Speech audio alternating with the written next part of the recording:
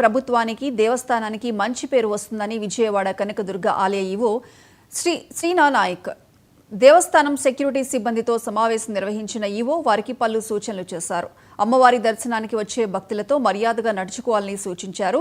ఆలయంలో భక్తులతో ఎలా ప్రవర్తిస్తున్నామో ఆత్మ పరిశీలన చేసుకోవాలని అన్నారు. దేవస్థానానికి చెడ్డ పేరు వస్తే సహించేది లేదని హెచ్చరించారు. సెక్యూరిటీ పనుల్లో ఇబ్బందులు ఉంటే తన దృష్టికి తీసుకురావాలని తెలిపారు. మీరు కనుక చక్కగా చేస్తే మన టెంపుల్కి మంచి పేరు వస్తుంది.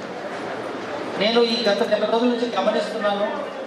వాస్తవంగా మీరు ఫిజికల్గా నిలబడి ఉన్నారు కానీ మెంటల్గా పనిచేయాలని చెప్పేసి నేను ఆశిస్తున్నాను.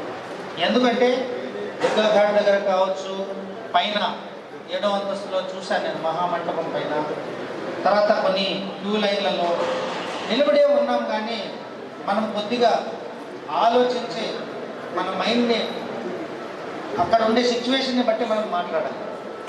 దుర్గాఘాట్లో దాదాపు 5-6 మంది ఉన్నారు. శానిటేషన్ కావచ్చు, సెక్యూరిటీ కావచ్చు. ప్రతి ఒక్కరు కూడా షాంపులు పడేయడము, సబ్బులు పడేయడం అలా చేస్తున్నారు. వాస్తవంగా పవిత్రంగా